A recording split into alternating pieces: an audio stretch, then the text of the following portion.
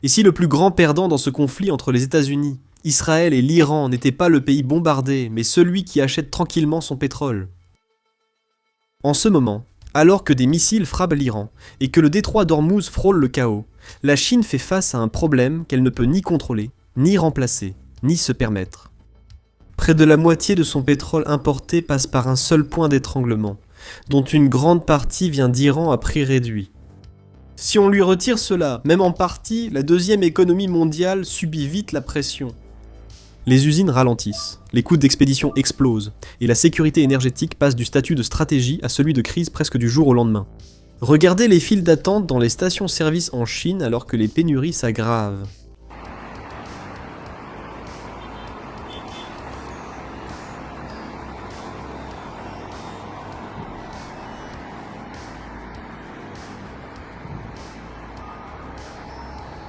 La plupart ignorent ce rebondissement. Ce n'est pas seulement du pétrole, mais un rapport de force. Le même conflit qui nuit à l'Iran encercle discrètement la Chine, limitant son accès à l'énergie bon marché, révélant la fragilité de ses chaînes logistiques et obligeant Pékin à faire des choix difficiles longtemps évités. Cette vidéo explique pourquoi cette guerre n'est pas une simple crise au Moyen-Orient, mais un coup direct au moteur économique chinois. Et cela pourrait remodeler l'équilibre mondial des puissances plus rapidement que quiconque ne l'aurait imaginé.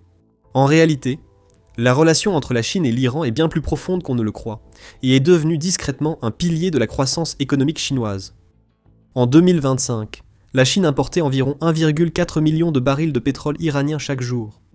Ce chiffre incroyable représente environ 13% de toutes ces importations maritimes. Les sanctions contre l'Iran ont écarté la plupart des acheteurs, permettant à la Chine d'absorber plus de 90% des exportations iraniennes. De plus, la Chine n'a pas seulement acheté, elle a acheté malin. Ces barils étaient souvent vendus à des prix fortement réduits, généralement de 20 à 30 $ en dessous des prix du marché. Comme vous l'imaginez, Pékin a économisé des milliards, mais avec les sanctions, comment ont-ils eu le pétrole? Facile. Ils l'ont acheminé via la flotte fantôme de l'Iran, des transferts discrets près de la Malaisie, et une paperasse complexe, gardant tout caché. Peu à peu, ce flux commercial est devenu un système bien huilé. Dans le Shandong, de petites raffineries indépendantes, dites théières, ont bâti toute leur activité sur ce brut lourd et bon marché, qu'elles transforment en diesel, essence et produits chimiques qui alimentent directement le reste de l'économie. Ce flux continu de pétrole bon marché ne maintenait pas seulement les raffineurs actifs, il a aussi renforcé l'avantage mondial de la Chine. Des coûts d'importation bas facilitent tout le reste. Les usines produisent plus, les prix restent compétitifs, et les exportations affluent.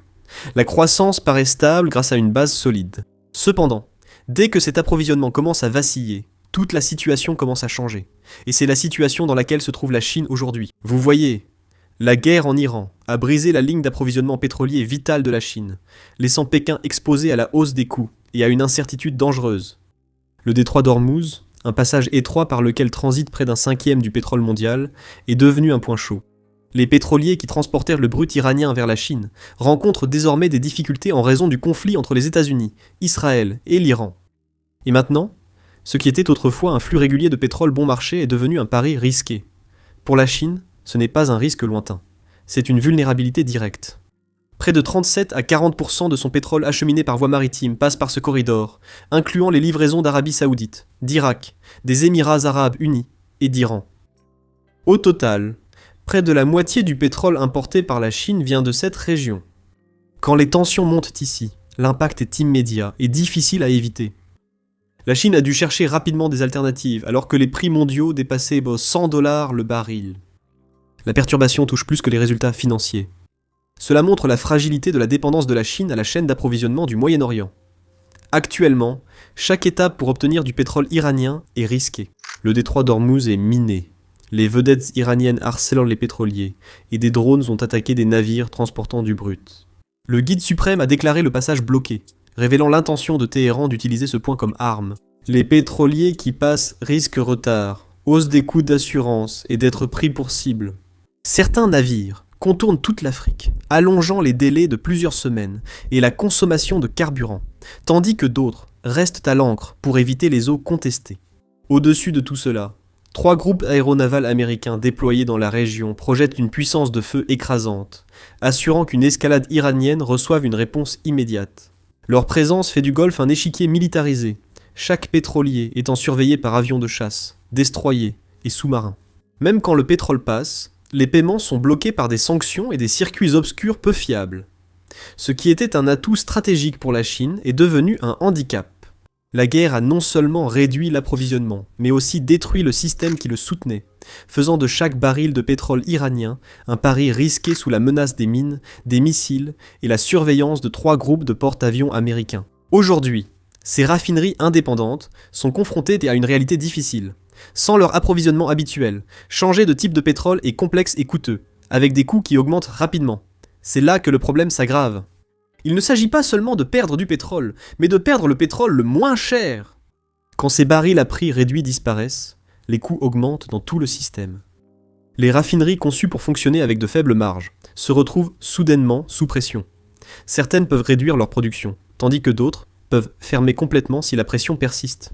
Cet effet de ricochet touche vite l'économie réelle, surtout dans les régions industrielles où des millions d'emplois dépendent d'une production stable. Mais l'histoire ne s'arrête pas au pétrole. Ce même passage étroit transporte également du gaz naturel liquéfié, ou GNL, dont la Chine dépend fortement.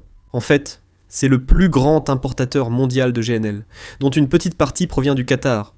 Chacune de ces cargaisons doit franchir le même point d'étranglement qui est déjà menacé. Contrairement au pétrole, les marchés du gaz sont moins flexibles, les volumes sont difficiles à réacheminer, et les stocks limités. Toute perturbation a un impact immédiat, faisant grimper les prix et affectant tout le système. Quand le gaz se raréfie, la pression touche directement l'électricité. Avec la hausse des prix ou la baisse d'approvisionnement, l'électricité devient plus coûteuse et moins fiable. Les usines subissent des coûts accrus, voient leur production limitée et certaines pourraient fermer. En cas de pénurie d'électricité, les gouvernements privilégient foyers et villes, contraignant l'industrie lourde à subir les premières coupures. Les aciéries, usines chimiques et centres d'exportation réduisent souvent leur activité en premier. Ce ne sont plus seulement les prix du pétrole qui augmentent. Le gaz est incertain, l'électricité limitée, et tout le système énergétique se resserre. La Chine n'a pas ignoré ces risques. Elle a passé des années à essayer de diversifier ses sources d'énergie. Les pipelines russes et kazakhs assurent un flux terrestre régulier. La production nationale apporte aussi un soutien. Les investissements dans les véhicules électriques et les énergies renouvelables réduisent lentement la demande dans certains secteurs, mais ne peuvent pas rapidement remplacer les arrivées maritimes. Le pétrole du Moyen-Orient transporté par mer reste central. La diversification limite le choc, mais ne comble pas rapidement l'écart, d'où le détroit d'Ormuz reste de loin le principal point faible. Toute perturbation ici augmente les coûts et donne un levier à celui contrôlant le flux. La Chine s'est donc appuyée sur la Russie.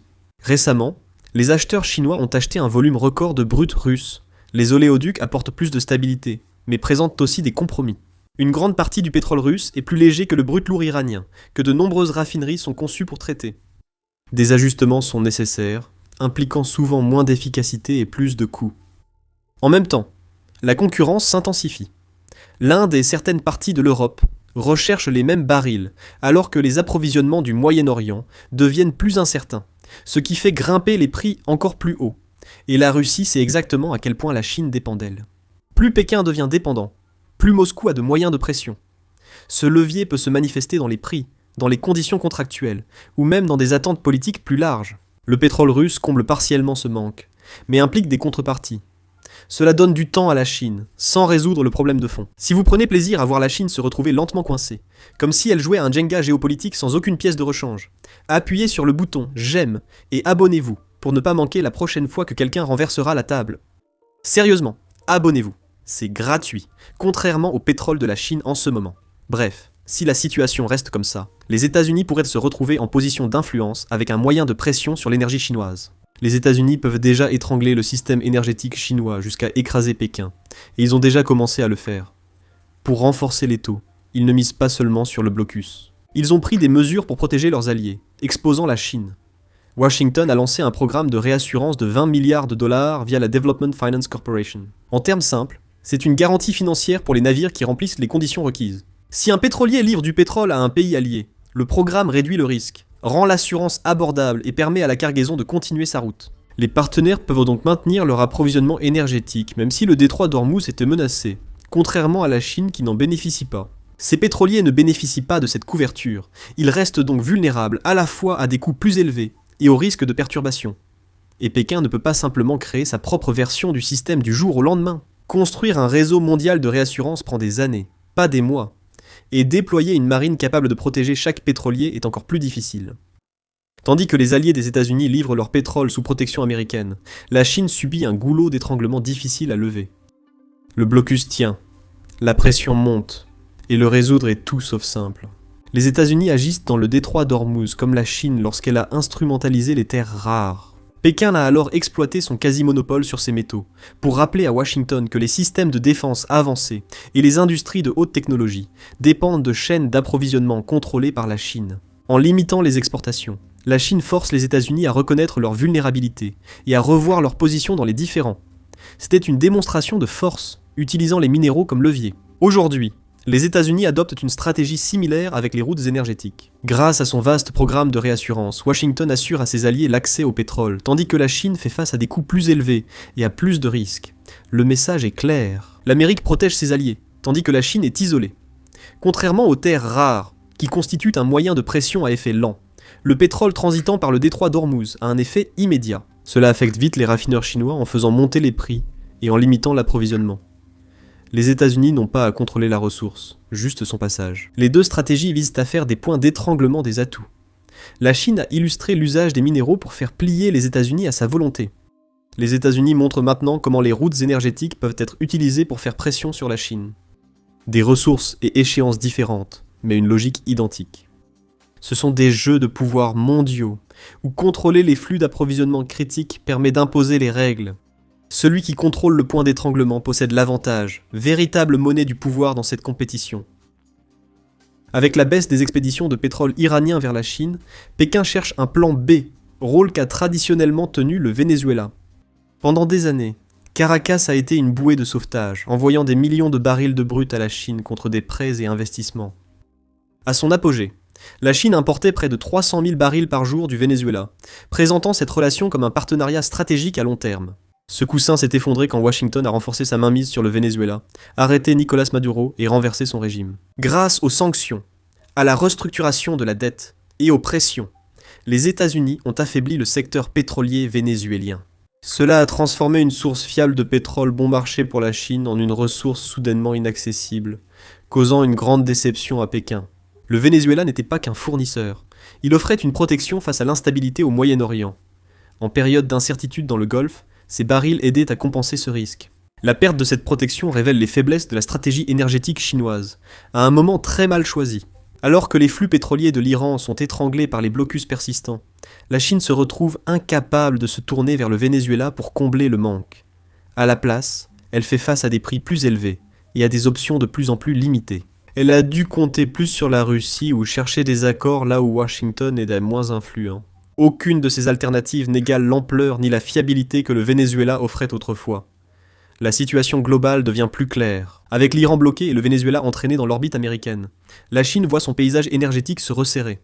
Sa chaîne d'approvisionnement, autrefois diversifiée, connaît désormais de nombreux goulets d'étranglement. Les options de repli de Pékin diminuent, et Washington le sait bien. En privant la Chine du Venezuela tout en limitant simultanément les exportations de l'Iran, les États-Unis ont effectivement acculé la Chine, la rendant vulnérable à la pression des deux côtés. Cette situation ne concerne pas seulement le pétrole, il s'agit d'un levier dans le rapport de force mondiale. Perdre le Venezuela fait perdre à la Chine une carte stratégique majeure. Les problèmes de la Chine avec le pétrole iranien dépassent l'approvisionnement. Elle vise la principale ambition de Pékin, refaçonner le commerce mondial de l'énergie. Depuis des décennies, le pétrole est coté en dollars, donnant à Washington un immense pouvoir. Pékin essaie de grignoter cette domination en encourageant davantage de transactions en yuan. L'Iran était au cœur de cette expérience. Les sanctions ont poussé Téhéran à chercher d'autres solutions, faisant de lui l'un des rares grands producteurs acceptant les paiements en yuan. Chaque cargaison de pétrole iranien vendue à prix réduit à la Chine n'était pas seulement de quoi faire tourner l'économie. C'était une petite mais délibérée avancée vers la construction d'un nouveau système où le dollar ne serait plus roi. Le conflit change cette équation. En temps de guerre ou d'instabilité, les marchés privilégient de la sécurité. Et dans le pétrole, cela reste le dollar. Les traders et producteurs cherchent la stabilité que le dollar leur apporte, ce qui freine les efforts chinois pour créer un système parallèle. Au lieu de gagner du terrain, Pékin se retrouve coincé, observant la crise renforcer la structure financière, même à laquelle Pékin tente d'échapper. Le blocus du détroit d'Ormuz ne fait pas que couper l'approvisionnement en pétrole, il sape aussi la tentative de la Chine de réécrire les règles du commerce mondial. Avec la pénurie de pétrole iranien, La pression monte rapidement dans le pays, et cela se remarque aussitôt. Comment gérer ça? Impossible de faire la queue pour le plein. Regardez le monde et les deux fils là-bas. Voyez aussi de ce côté. Les gens font la queue des deux côtés et l'entrée reste impossible. J'ai tenté ce matin, puis cet après-midi, c'est toujours plein. Vous le voyez d'abord à la pompe. Les prix à Pékin et Shanghai montent, puis cette hausse se répercute dans tout le système. Le transport routier coûte plus cher, les livraisons ralentissent, et la nourriture devient plus onéreuse à cause du transport. Un problème énergétique devient vite un souci quotidien. Les ménages le sentent en faisant leurs courses. Les entreprises le constatent lors de l'expédition de leurs produits, ce qui resserre tout le système. Dans certaines zones industrielles, la frustration grandit avec des manifestations contre la hausse du carburant et des entreprises signalant de plus en plus de retard. Même Pékin reconnaît une crise d'origine humaine, preuve de la gravité de la situation. Pendant ce temps, la situation se détériore aussi à l'étranger. L'Iran n'a jamais été un simple fournisseur de pétrole pour la Chine, mais devait jouer un rôle clé dans l'initiative des nouvelles routes de la soie vers le Moyen-Orient. La Chine a beaucoup investi dans les infrastructures, les ports et les projets industriels, espérant que le pétrole bon marché et un accès privilégié renforceraient sa position régionale. Cette stratégie a semblé efficace un temps. Les sanctions ont rapproché l'Iran de la Chine, donnant à Pékin plus de latitude pour tester de nouveaux systèmes, comme le commerce du pétrole en yuan. Mais aujourd'hui, avec le conflit qui perturbe l'Iran, ces plans ralentissent. Les projets sont au point mort, les pipelines restent inachevés, et les extensions de ports perdent de leur élan. Ce qui ressemblait autrefois à un partenariat solide commence à sembler incertain. Quand on met tout cela bout à bout, le schéma devient assez clair. La Chine est prise en étau. Ses coûts montent et ses chaînes d'approvisionnement ralentissent. À l'étranger, l'un de ses partenariats clés s'affaiblit au pire moment possible. Au lieu d'aller de l'avant et d'étendre son influence, la Chine se retrouve maintenant à devoir gérer des problèmes sur les deux fronts en même temps. Et c'est là que la vraie pression commence. Il ne s'agit plus seulement de pétrole, il s'agit de dynamique. La Chine a créé ce système pour protéger sa croissance et contrôler son avenir. Désormais sous pression, elle a de moins en moins de solutions au fil du temps. Pourquoi la Chine n'intervient-elle pas alors que la situation empire? Apparemment, elle devrait agir pour calmer les choses. La Chine a besoin de l'Iran pour le pétrole, pour sa position géographique et comme contrepoids à l'influence occidentale. Mais dès qu'on regarde d'un peu plus près, les limites apparaissent rapidement. Intervenir ouvertement risque un affrontement direct avec les États-Unis. Et ce n'est pas un risque que Pékin est prêt à prendre. Son économie dépend du commerce mondial, donc toute menace sur ses liens a de graves conséquences. De plus, la présence militaire chinoise dans le Golfe reste faible face aux forces existantes. Sa force repose sur l'argent, non sur la puissance de feu. Elle peut investir, prêter, acheter, mais peine à contrôler ce qui se passe dans une zone de conflit. Cela pose un autre problème. La Chine ne traite pas seulement avec l'Iran, elle dépend aussi fortement d'autres fournisseurs du Golfe comme l'Arabie Saoudite et les Émirats Arabes Unis. Si elle penche trop du côté de l'Iran, elle risque de compromettre ses relations et de mettre encore plus en danger son approvisionnement en pétrole. La Chine opte finalement pour une grande prudence plutôt qu'une intervention. Elle surveille la situation, ajuste légèrement mais évite d'aggraver les choses. Pendant que la Chine reste en retrait, d'autres gagnent du terrain. L'Arabie Saoudite et les Émirats Arabes Unis se retrouvent soudainement renforcés, pouvant déplacer plus facilement les expéditions et profiter de prix plus élevés, ce qui modifie la dynamique. La Chine a un besoin accru de leur pétrole, ce qui renforce leur influence. Pékin augmente donc ses investissements et sa coopération pour assurer un approvisionnement stable. Alors que l'Iran est sous pression, d'autres producteurs gagnent en influence, et la Chine doit redoubler d'efforts pour garder tout le monde avec elle. Cette pression limite aussi d'autres options. Certains pensent qu'une crise pourrait détourner l'attention mondiale et offrir à la Chine une opportunité, peut-être autour de Taïwan. Mais la pression interne contredit cette idée. Quand l'énergie devient incertaine et coûteuse, la stabilité devient la priorité. Prendre de gros risques à l'étranger aggrave la situation, surtout si la pression sur l'approvisionnement augmente. La Chine se retrouve alors en difficulté. Elle est fortement touchée par la crise, mais elle ne peut pas la résoudre facilement. Et quand on prend du recul, le tableau général commence à se dessiner. Il y a un écart entre la puissance économique et la puissance militaire. Et des moments comme celui-ci rendent cet écart très évident. On le voit dans la façon dont l'influence fonctionne lorsque les choses deviennent sérieuses. La Chine a construit son influence mondiale grâce au commerce, aux prêts et aux infrastructures. Cela fonctionne bien lorsque le monde est stable, mais quand un conflit éclate, un autre type de puissance prend le dessus. Les États-Unis peuvent encore influer sur l'issue via leur marine, leurs alliances et le contrôle des systèmes financiers. Les pays observent, qui protège les routes d'approvisionnement et agit quand c'est crucial. Les liens économiques créent des relations. Mais en période de crise, La puissance militaire prévaut, et les pays du monde en développement observent attentivement. Nombreux ont conclu des accords commerciaux et des partenariats d'investissement, mais en voient aujourd'hui les limites. La sécurité demeure cruciale, et tous les partenaires ne peuvent l'assurer. La Chine progresse prudemment, réfléchissant à chaque étape, alors que d'autres sont plus enclins à agir. Avec le temps, cette différence influence la réflexion des pays sur leurs alliances. C'est ici que la pression s'accumule. La Chine a besoin d'énergie stable et abordable pour croître, mais l'assurer sans causer de plus grands problèmes devient plus difficile. Si elle reste prudente, les coûts restent élevés, et la pression monte. Si elle force, elle risque une escalade qui pourrait aggraver très vite la situation. Il n'y a pas de solution facile. La hausse des prix de l'énergie freine l'industrie et la croissance, rendant les investissements dans des pays comme l'Iran plus risqués avec l'instabilité croissante. Les routes d'approvisionnement restent exposées, la concurrence pour les ressources s'intensifie. Même si la situation se calme, le système pourrait ne pas retrouver son état initial. Si le conflit dure, la pression augmentera. Voilà le vrai problème, ce n'est pas temporaire. C'est un test de la véritable solidité du système chinois sous pression. L'énergie, les chaînes d'approvisionnement, la géopolitique, tout se resserre en même temps. Actuellement, il n'y a pas de solution simple. Au final, la guerre en Iran est une très mauvaise nouvelle pour la Chine, affectant la stratégie de Pékin sur les plans intérieurs, international et stratégique. Pékin se retrouve maintenant acculé, avec peu d'options, et confronté à un monde où Washington détient l'avantage. Ce n'est pas seulement une crise énergétique. Ce revers géopolitique fait basculer l'équilibre des pouvoirs au détriment de la Chine, alors qu'elle espérait redéfinir les règles du jeu. Si cette vidéo vous a fait réaliser que le détroit d'Ormuz est le bouchon le plus coûteux du monde pour la Chine, mettez un pouce bleu et abonnez-vous pour d'autres analyses. Activez aussi les notifications pour ne jamais être pris au dépourvu quand le prochain point de passage stratégique s'embrase. Merci d'avoir regardé et restez vigilants.